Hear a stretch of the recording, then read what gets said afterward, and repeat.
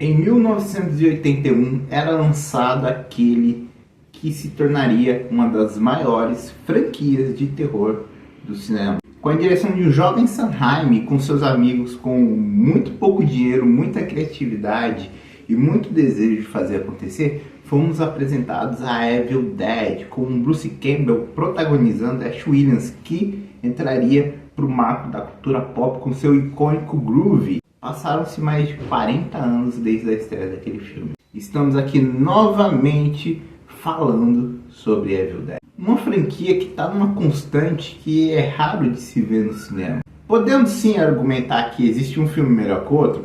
Claro, isso é perfeitamente normal. Uma franquia desse tamanho, com mais de 40 anos de história, a gente pode sim argumentar que um filme é melhor que o outro, a gente pode estabelecer um ranking, mas uma coisa a gente tem que bater palma, é que poucas franquias podem bater no peito e dizer: não temos um filme ruim. Mas parece que Evil Dead finalmente pode ter encontrado o seu filme ruim. Olá, eu sou o Pedro do Heróis e Filmes da Depressão, muito bem-vindos ao canal. Curta, se inscreva e compartilhe o vídeo, assim vai estar me ajudando bastante. E hoje vamos falar sobre Evil Dead Burning, o novo capítulo da franquia.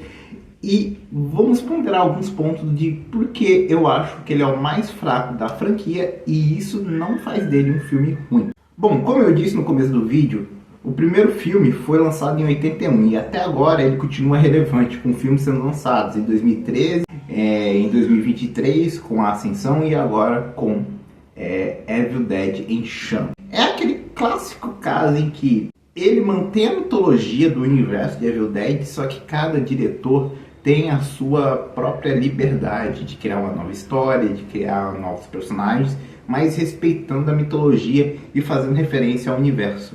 E é por isso que eu acho que Evil Dead continua tão relevante. Mas isso não é papo para esse vídeo. Deixa isso para outro. Vamos falar sobre Evil Dead em Chamas. E vamos argumentar dois pontos. Ele, para mim, é o mais brutal da franquia.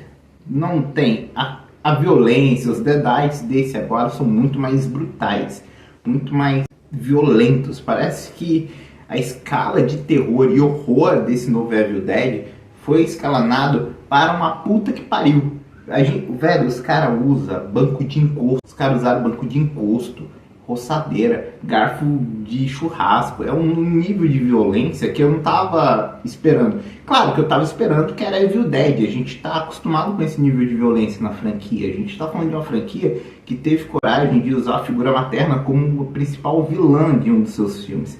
Mas Evil Dead em Chamas pega isso e aumenta um pouco a escala de violência.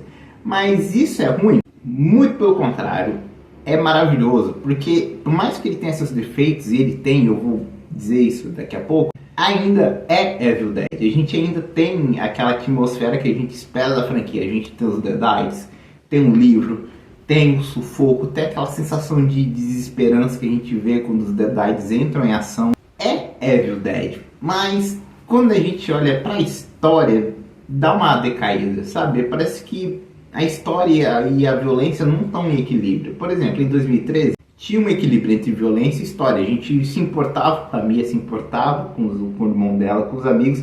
E vemos a ascensão. A gente se importa com a Ellie, se importa com a Beth, se importa com as crianças. Porque a violência de Evil Dead nunca funcionava para além da história. A história e a violência caminhavam juntas, porque a violência não era só gráfica, não era só pela estética, era para representar o perigo que os deadites representam. A corrupção, a perversão, a brutalidade deles não pouparem ninguém mesmo. E Evil Dead em Chamas carrega esse DNA, ele tem a sua violência, a gente entende, tem tudo, só que quando a gente fala na história, eu fico meio que, ok, isso ficou muito superficial, sabe? Na história, a gente acompanha a jovem Alice, interpretada pela Suheila Yacob, que está num processo de luta após seu marido ter morrido num acidente automobilístico, então ela vai para casa dos ex-sogros para tentar se recuperar e tudo mais. Diante disso, tudo aquela pressão, todo aquele ambiente pesado de luto, de uma perda que foi sentida para todo mundo, vira um caos familiar.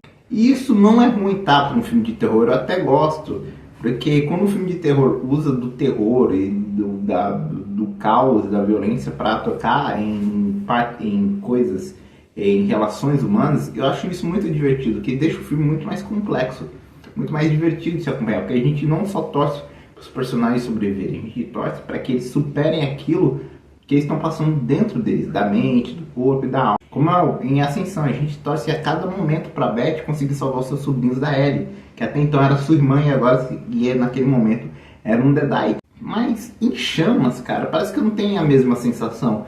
E eu não culpo os atores, nem tão pouco a direção.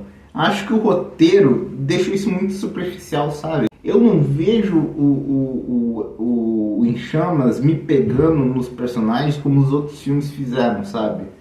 Mas isso não necessariamente faz o filme ser ruim. Veja só, quando a gente pega ele e compara com os outros Evil Dead, ele tá muito abaixo da média. Mas ele ainda continua sendo bom. Só que ele é bom, mas não tanto como os outros Evil Dead. Só que se a gente pega o Evil Dead e chama separado e compara com outros terror, ele é muito bom. Muito, muito, muito divertido.